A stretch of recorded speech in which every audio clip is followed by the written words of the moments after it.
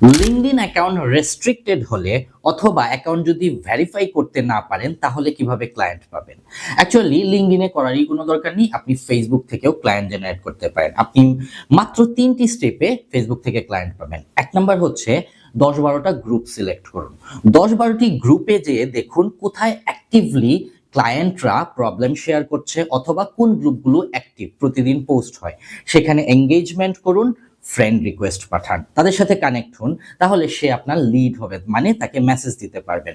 যখন আপনি তাকে মেসেজ দিতে পারবেন তখন তাকে আপনি আপনার সার্ভিস অফার করতে পারেন। তবে এর আগে একটা কাজ করবেন, আপনার প্রোফাইলে রেগুলার কন্টেন্ট পোস্ট করবেন এবং ক্লায়েন্টের রিসার্চ করে সেই অনুযায়ী তার রিসার্চ অনুযায়ী তার মতো করে কন্টেন্টে আপনি ভ্যালু দিবেন এবং তাকে মেসেজও পাঠাবেন এবং তাকে ফ্রি সার্ভিস দিবেন।